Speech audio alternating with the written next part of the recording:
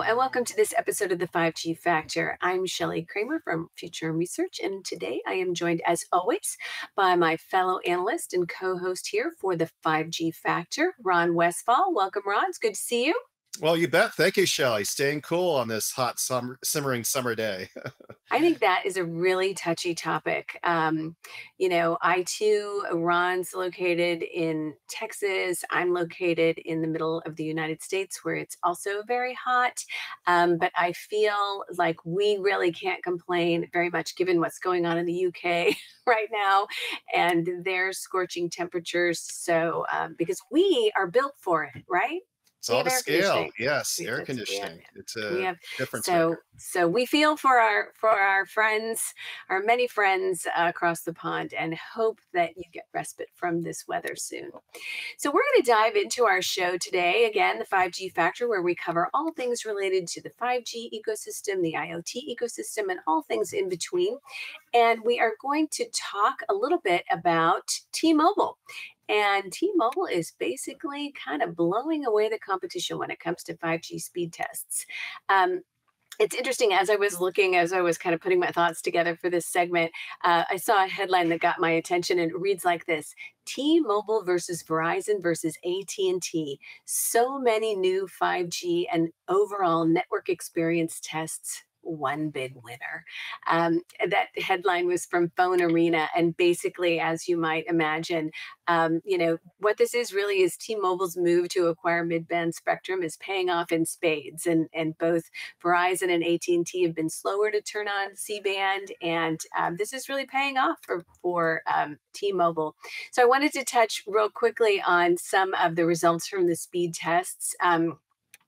Let's see. So T-Mobile has moved, and I'll put all of this in our show notes too, so you'll be able to see the graphs and everything from the report. But what's interesting with regard to T-Mobile, and this information, by the way, is from OpenSignal, and we'll touch on another report that's just come out this week too. But according to OpenSignal's testing data, T-Mobile has logged in at about 171 Mbps, and that has increased from 150 during the September to December testing period. So that's a pretty considerable increase, dramatically extending its lead over both Verizon and AT&T. They both have improved, going from, let's see, Verizon went from 56.2 to 72.8. AT&T went from 49.1 to 53.6, but essentially T-Mobile's just killing it.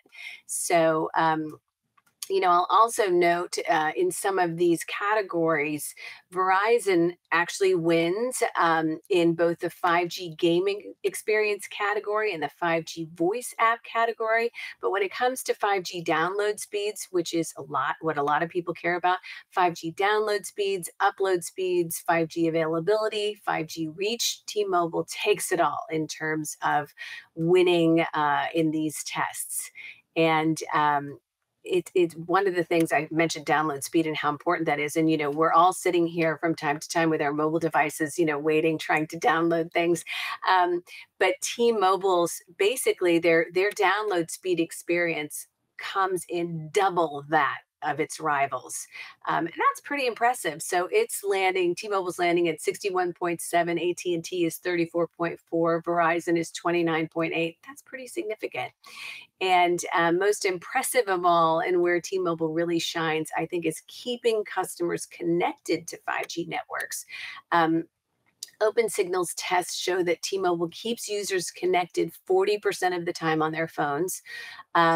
AT&T finally beats Verizon here, coming in at 18.7 compared to Verizon's 10.6. So those are some pretty big disparity between numbers, I think. And so I thought that was awesome. All that data was from the OpenSignal report. And I'll just super quickly go over to Ookla released its Q2 2022 speed test report, which also, of course, shows T-Mobile dominating. They're not going to, these testing, they're not going to come out with markedly different results, right? But what I thought was interesting here, and again, 5G performance, T-Mobile dominated. But one thing I think that's interesting is that I wanted to touch just a minute on how customers use networks. And Ookla's data showed that that most AT&T Verizon customers are still spending most of their time on 4G networks, even if they have a 5G capable device. Ron and I were just talking about this before we started this show. Only 28% of Verizon's customers with 5G phones spent more than half of their time on 5G networks. AT&T customers were more likely to use 5G, with 49% of them spending most of their time on faster networks. And T-Mobile subscribers with 5G phones were accessing 5G about half of the time.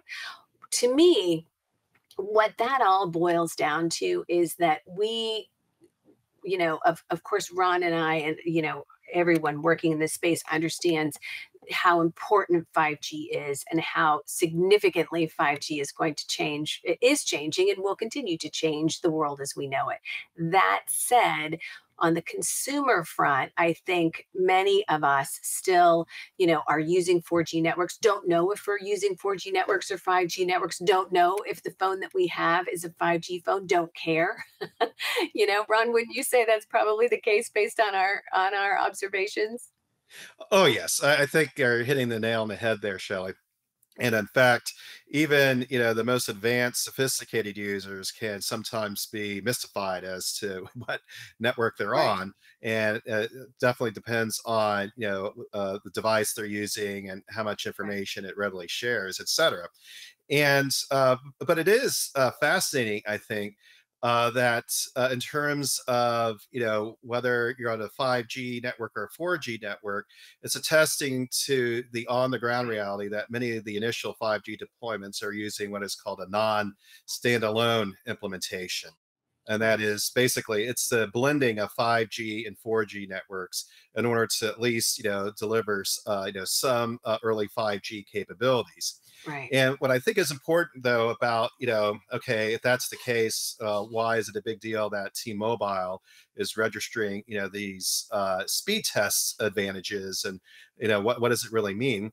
Well, Right. first of all, it helps capture early mind share. So it's always important to get out in Absolutely. front of this and to prove that your network is ahead and it's really ready, for when 5G really becomes turbo boosted, and that is when 5G standalone implementations Yeah. become more readily available to all users across the US, let alone in other countries. And I think one important fact that came out of the test is that T-Mobile today, their 5G Ultra capacity package is available to 225 million users Right. today. But by the end of the year, they're expecting that to also extend to 260 million users. And by the end of next year, that will be up to 300 million users. And so that's underlying the fact that T-Mobile is advancing its 5G standalone capabilities, and that these speed advantages will start translating Right. into more interesting use cases that can definitely interest monetization Right. objectives or advanced monetization objectives, everything from enhanced collaboration capabilities, AR, VR. You hit on the gaming, would certainly, I Right. think, elevates gaming for any user on any network in the US at least. And so, yeah, this is definitely important today. And I think it's a feather in T-Mobile's cap that they're capturing this early mind share, because 5G will definitely be coming on board with more capabilities over the next couple of years at least. And that's when it's going to really matter even more, when you Yeah. users, whether consumer or certainly an enterprise, says, wow, okay, I see the difference now versus Yeah. today, where it's kind of mystifying in many cases. Well, and what I think is interesting here is that, what consumers really care about is network availability. Is it there? Is it going to work when I need it? Right? Connectivity. Do I have it? And I want to have it at all times. and speed. And they want to be able to communicate when they want. They want consistent speed. They want performance from all their devices on the network. And, I don't want to be impacted by the fact that I'm trying to use a device and somebody else on, my network is trying to do something else or whatever. But I think that where this is really significant is that, when you see headlines like this, when we have conversations in the analyst community and say, T-Mobile is really dominating, and speed test after speed test after speed test. And by the way, T-Mobile is not really only dominating as it relates to speed. There are many other variables here where T-Mobile is also, let's see, in the overall mobile experience category, Right. T-Mobile dominates, reclaiming, by the way, games experience and voice experience from Verizon in this different category, same testing body, okay? And they're winning everything except service availability, which AT&T gets, and 4G experience coverage, which Verizon gets. But if you're a consumer and you're thinking about getting a new phone, upgrading a phone, whatever, and you're consistently hearing that T-Mobile is killing it when it comes to the things that matter the most to you, I don't know. You think that's maybe going to sway your decision about what service provider you want? Oh, sure. That I'm at thinking the it very does. least, it's about value, and it's Right. value is tied to experience, and yes, naturally security factors into all this, Yeah. and I think I don't know if it's even going to be about tiebreakers. It's just like they want the best value, Yeah. and so I don't even see coin toss scenarios until AT&T and Verizon quite simply up their game in these types of Yeah. tests. And so there's still runway. I mean, the competitive mix Absolutely. is still evolving. And I'm also, as an editorial note, looking forward to seeing Dish in these tests. So, Yeah. that will give even more thought or options for, customers out there. And Right. certainly the consumer side is always going to get a lot of attention. But it's also, as we know, enterprises and businesses will need this Absolutely. for, anything ranging from enhanced collaboration, work from home Yeah. assurances, et cetera. Say in an emerging SASE type architecture and so Right. forth. So all these things are, coming together, and I think Everything plays its own little role. But no, this is great. exactly. I mean, kudos to T-Mobile for, all the work they've done on this front and for these great results. And, we'll be, I mean, as always, we continue to watch this space and look forward to what competitors are doing, whether it's Verizon, AT&T, Dish, or anyone else. So, yeah, it'll be interesting to watch for sure. And with that, we're going to shift away, aren't we? And we're going to talk about Ericsson and Qualcomm and Thales and what they're doing to take 5G into space. So, Ron, take it away. Well, yeah, I see this alliance as out of this world. Yeah, it's really, I think, a smart move. Seriously, because it's about what is 5G really delivering that's different, and we touched on that, Yeah, with the whole T-mobile speed discussion, and speed is always important. But it's also about the applications that can be delivered, the use cases that can be advanced, and this trio is really looking at using satellite driven non-terrestrial networks, or NTN, right, using low Earth orbit satellites, or LEO satellites, to enable this communication capability on a worldwide basis.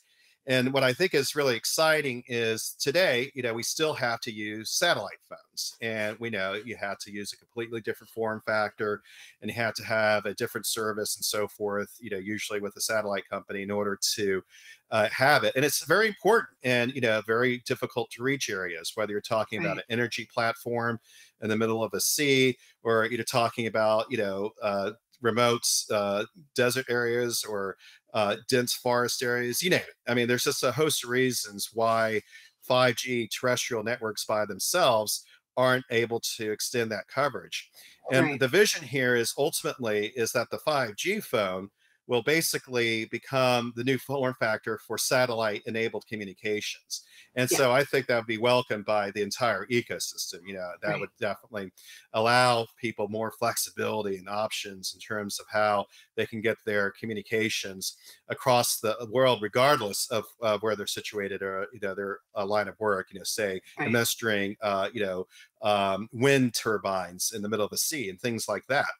And this is like you could say a reincarnation of satellite phones and a more user-friendly, more cost-effective form factor. Yeah. And so this is a hit on the energy sector, but also a hit the transportation sector, the health care sector, because as we know, it's always important to get a quick read as possible on, say, a potential pandemic outbreak. And it could be in Right. a remote African village. It could be anywhere on the planet. It could be in Asia or into the Americas. It doesn't matter. You just want to have those capabilities ready to go in the event of something like that, let alone something like a tsunami type of a crisis. And also, the good news is they can have other capabilities like backing up terrestrial networks, because Right. as we know, like with the public safety example, natural disasters can knock out terrestrial networks. But hey, here is a capability that can allow Satellites. people to have communications in these hard hit Yeah. areas and Yeah. definitely save You need those lives. in you need those in Texas. Well, sure, yes. I mean, with It's your grid there are hurricanes situation, along the Gulf right? Coast. Somebody needs to figure that out. The other thing that I think is particularly attractive, being a bit of a security freak, is that, the 5G NTNs mean that national government communications can well be a main use case. And so, Hmm. secure, safe, national security and public safety, you're hitting on the public safety thing, but, national security, military use, that sort of thing. Those are all really important use cases, I think. Exactly. And this is where the trio comes in. They're all making their unique Right. contributions to make this happen, hopefully in the near future. Ericsson is testing the vRAN stack to make sure it will happen in this situation. And also, Thales is ensuring that the 5G payload will work for satellite Right. communications. And actually, Qualcomm is working hard on ensuring that the 5G handset form factor will, support all of these capabilities. So, Right. this is just great Very news, exciting. and we're just appreciative that they are literally taking 5G to the next level, where the sky is not the limit in this case. Exactly. You can always be counted on, Ron, for a clever headline. It's out of this world. The sky is not the limit. Love that about you. Well, Well, I speaking of, try at least. I know you do. I know you do. And I know that you always come prepared to wow me on that front. And I appreciate that. I appreciate that effort. Well, speaking of space, we're going to barely segue here. And in our last show, we talked about Elon Musk's uh, and SpaceX's efforts to kind of thwart um, 12 gigahertz band efforts on the part of Dish, and the 5G for 12 gigahertz coalition arguing that the two cannot possibly coexist, and all of that sort of thing. And so we covered that last week, and this week it looks like, I'm seeing analysts start to weigh in on, now, as everybody knows, Elon is in the news because he is, withdrawing his offer to purchase Twitter. And that is embroiled in a lawsuit that's making headlines in some way or another every day. And so analysts are saying that, this is actually probably a good thing for Dish and for the 5G for 12 gigahertz coalition and their efforts. And, attention is, sometimes, what is it they say? All attention is good attention. I don't know exactly what that saying is, but in the case of Elon Musk, it's being viewed as what he's doing, what he's embroiled in right now with this Twitter mess is not going to help him in terms of his behavior. Elon is an interesting character. I think by any measure, people, love him, people don't love him, some people are ambivalent. but I think everyone would agree that he's kind of an interesting cat. And so, in case you didn't see last week's episode, SpaceX and Dish have been embroiled in this fight over the 12 gigahertz band, and really our and Dish and the coalition have put forth that SpaceX has launched a misinformation campaign to get people on the side of Starlink, and it's just really kind of been a messy thing. And of course, Starlink claims that the Dish-led plan for 5G in the 12 gigahertz band will potentially cause harmful interference, and it'll ruin their satellite-based service.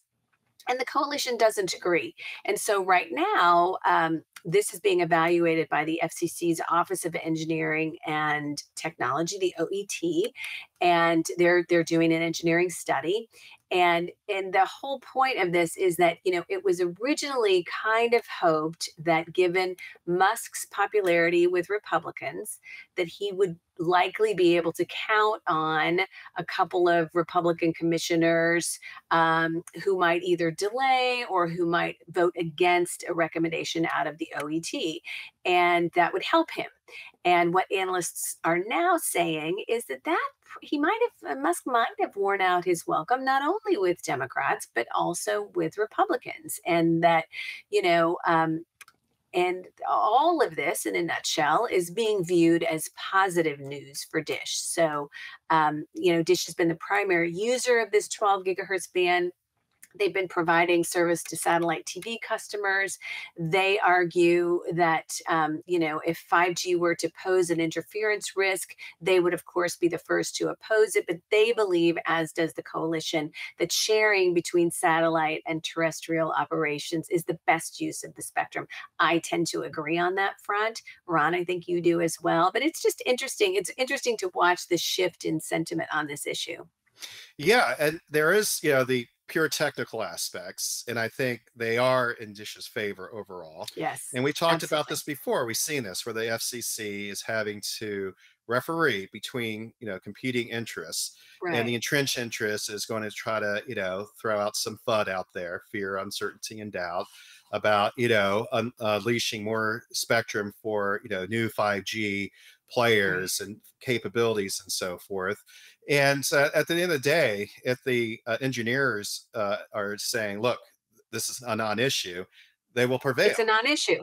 Right, It's a right. And non-issue. remember the airline industry trying to block, using Yes, spectrum near not airports that long and ago. weather satellite, same type of issues. Right, And so, yeah, it's kind of a back to the future element here. And as for the Twitter controversy, I guess it doesn't hurt Dish at the least. right, Because again, DC is all politics all the right. time. Just like when is Elon Musk not in the news? It's That's basically true. and all the time type aspects. Like we know he's in the Greek Isles vacationing right now, for example. And what No, I he think, had to come back. He had to come back oh, because okay, never mind. his You trial, got the he scoop. had he had hoped for a delay. He had asked for a delay, and the All judge right, denied that. So he had to cut his excellent vacation. scoop. Poor All guy, right. and come back. I feel so sorry for him. Anyway, Well, yeah. So that was exactly my next point. Was about Twitter and yeah, the legal clash. And yes, no delay in the trial, and so that may not be in Musk's advantage. However, what will be interesting is two paradoxes at least that I think we're all familiar with. First of all, Twitter was trying to stiff arm him about acquiring the company. right, Now they are trying to force him to acquire the company along the original terms. However, with the court proceeding, we might finally get the data on how many bots are really across the Twitter universe, and I think that is a valid point. If Twitter is saying it's less than 5%, but through discovery we find out okay that number is significantly higher, then there could be more validity to Musk at least not going through with the original terms and perhaps getting the acquisition through on a discounted. But so stay tuned. This is not yeah, like okay, Musk could still very well end up taking over Twitter, either because a court orders him to do it, or because through the discovery, through this legal clash, in this case, it could be careful what you wish for Twitter, that it's revealed that Twitter is not acting in good faith in terms of the intrinsic value of their overall network and proposition. And we noted before how Twitter has been fined for violating user privacy in terms of advertising exposure and things like that. It's not unique to Twitter.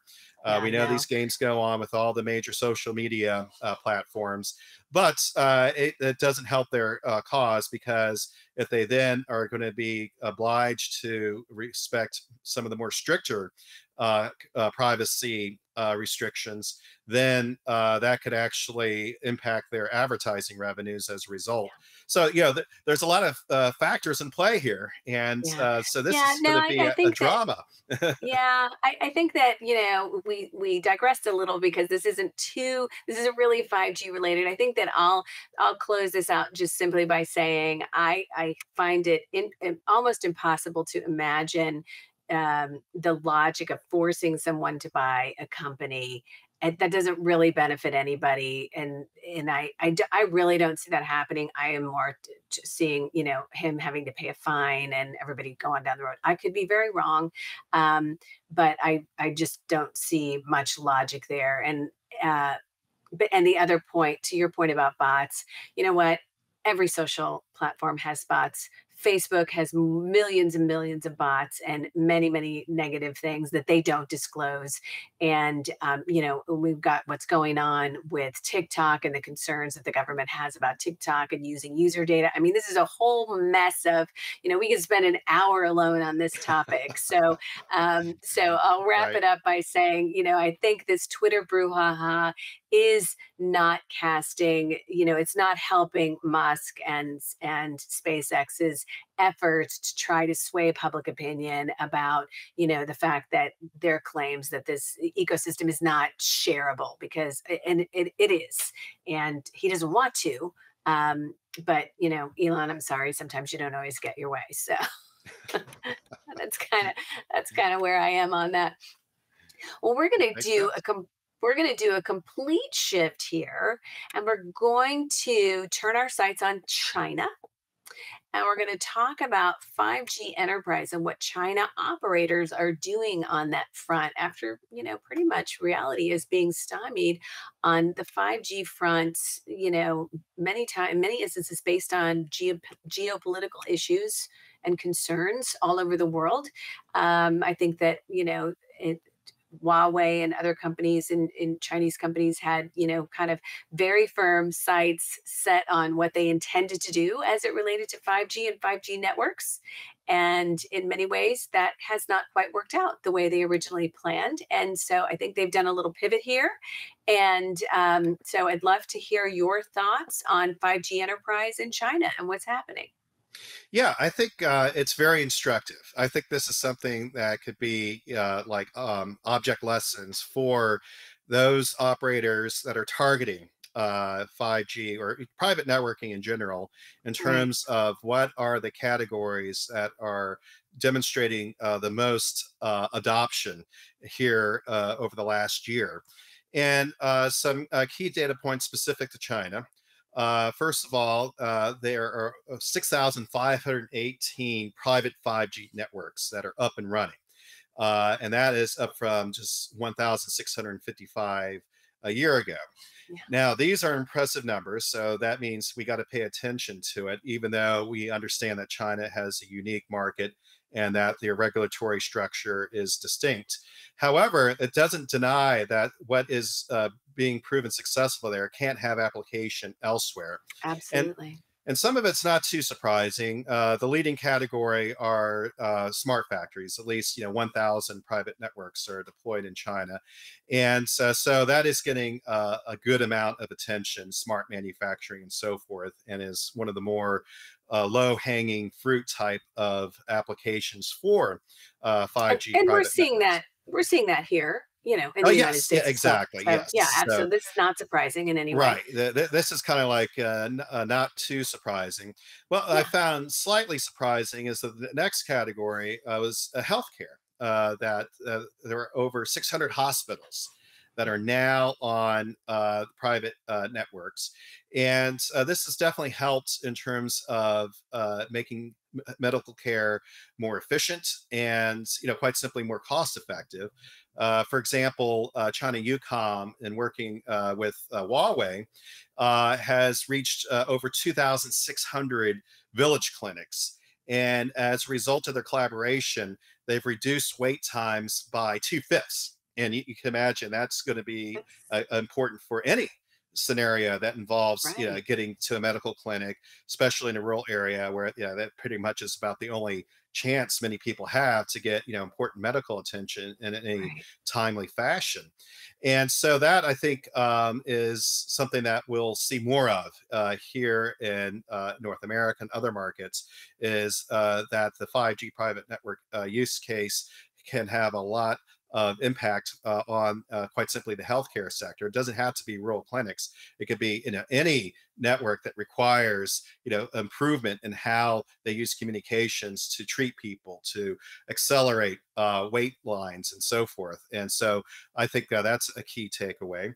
And the other ones included 200 smart ports, 180 smart grids.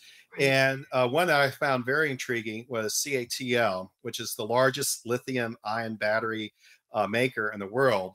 And it has literally over 5 million square metric facilities across 6 different provinces that are, building these batteries for folks like Tesla, for Oh, BMW, wow. Yeah, that's a Toyota, lot. and exactly. And so this is again China Mobile and Huawei collaborating to make this happen.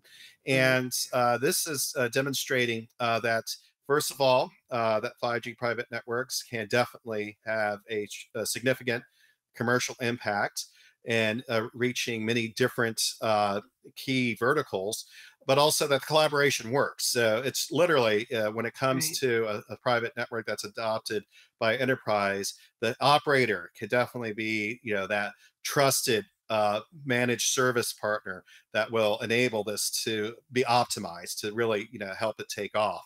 And it's not so much a do-it-yourself type of scenario. So this is good news for operators in terms of, learning what else they can gain from investing more in their 5G private networks. Other ones of note that I found interesting was smart agriculture. And I think this is another one that will pick up more steam. They were definitely showing improvement in, like, rice crop yields from using, the sensors out in the field, and using private 5G networks to leverage the sensor information, and being able to, gain more real-time knowledge as to how to you make the crops yields even better. And also another interesting one was enhancing digital museum capabilities. So Right. there's just a lot of interesting possibilities here that have been tapped on, as you noted, Shelley, here in the U.S. and Europe. But there are, I think, emerging ones that definitely can be energized just from learning from the China example here. So this is a thumbs up for the 5G ecosystem. Well, I happened to be listening to a story on NPR this morning talking about famine in Africa, actually drought in Africa, which is of course leading to lots of problems, including famine. But one of the things on your mentioned agriculture use cases, and one of the specific things that I saw was, for instance, like, so it's easy to talk about these concepts broadly, right? But when you dial in and you see some of the amazing results and some of the things that you've shared, it's like, wow. And then you really start thinking about what the applications are. But for instance, in the ag market, one of the examples was they were able to increase rice production between 5 and 20%. Okay, that's significant because they used AI analysis to guide planting, and they used smart machinery to replace labor, to replace manual labor, which is a problem the world over, right? They improved farmer efficiency, they improved outcomes. This technology is now being applied to other ag projects, including sheep and hog farms and citrus production. I can say that. And another use case that I thought was super fascinating, again, given supply chain issues and, stories that we've seen of backups at ports and ships backed up, waiting in the water because they're not able to unload.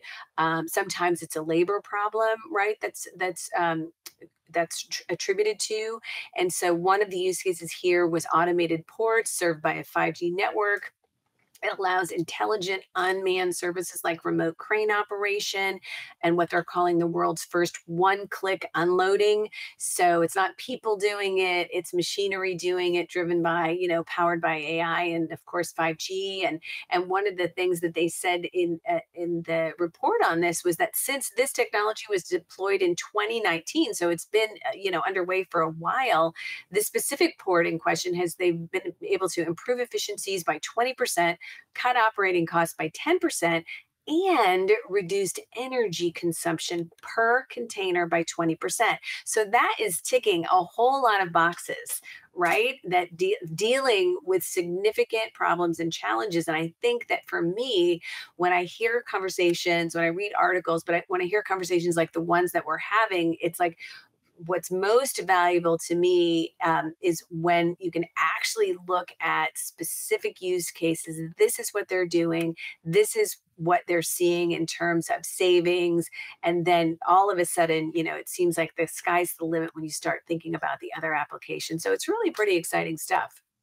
Yeah, it definitely provides a template for how to do this right. And to your Absolutely. point, yeah, this is something, it's not an overnight Yeah. implementation.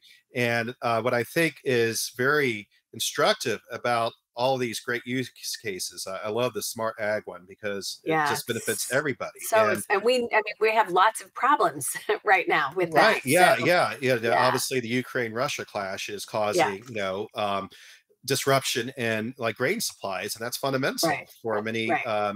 areas. I probably had a direct link in the Sri Lanka meltdown, for example. And Right. so this is important. This is serious. It has society-wide implications. And what I'm hopeful for is that this will accelerate, the ability of the ecosystem to get more of these up and running to really deliver the society-wide benefits. It's no Yeah. longer about nice to have or just efficiency gains. It's about, well, saving lives, and it's about just making the technology work in a optimized way that it can actually yield these benefits, and that now we know that the 5G networks are coming along far enough that that these are real world benefits. Right. That's the standalone capabilities are really delivering the hype we've been hearing about for a while. And so this is again positive momentum for getting more players out there to make this happen. Yeah, it's really cool stuff. So, in many ways, as we know, Asia has led the way in a lot of technology advances and things like that. And so hopefully the rest of the world won't be too far behind. And I think that's important for all of us. Well, we're going to close this show today with just a super quick mention of some good news. The U.S. approved Ericsson's $6 billion Vonage acquisition. Um, this merger is actually expected to wrap this week ahead of its originally forecasted completion by the end of July. This move by Ericsson, we believe, is a smart one. Expanding into new business by way of scooping up a company that focuses on something completely different from what Ericsson does, actually. And Vonage was a pioneer in this space, but today the company is providing businesses with internet-based communication services for customer service and other use cases. And so, I see this as a smart diversification move, and really look forward to seeing what Ericsson is able to do here. And so congrats to everyone on that front. Yes, that I think is resonating more with the audience out there. There are still some skeptics about the Yeah. deal, the size of the Yeah. deal, over Yeah. $6 It's a billion. big deal. Yes, it literally. And again, it's about execution. How far can Ericsson really take the Vonage assets and make it integral to enabling the service providers to Right. monetize the 5G networks to make connectivity Yeah. more experience enhanced and so forth. And I think the synergies are there. And I I think do too. it's aligning with what we just already talked about is that the Vonage communications platform capabilities align with 5G standalone capabilities that are becoming more widespread. For example, using 5G core programmability, granular policy capabilities to Right. deliver, for example, enhanced collaboration capabilities that are operator specific. And so, what the impact there is that this is allowing operators to have more value in terms of the 5G ecosystem that they're already integral to, Right. so that Right. they are not going to be as reliant on using cloud partners to get more applications out there. And this is where Vonage's expertise really comes in because they Right. have the APIs to allow operators to create what can be characterized as federated services. That is, it's great, for Right. say a T-Mobile or Verizon to offer this great 5G service to say an enterprise, but that enterprise has global presence, remote Right. workers in Asia, branches in Yeah. Europe. So how does that work? Well, you have to have these APIs that enable inter carrier exchanges to deliver the innovation. So all the operators that are partnering in this benefit. But what's equally important is that they're leveraging this vast community of developers. And so Vonage kind of catalyzes the ability of Ericsson to allow the operators to take advantage of that vast developer community to Right. make these type of applications work specifically to 5G networks. And I think what's also important to note is that, yes, today Vonage is focused on connectivity, and that is enabling what could be characterized as over the top capabilities.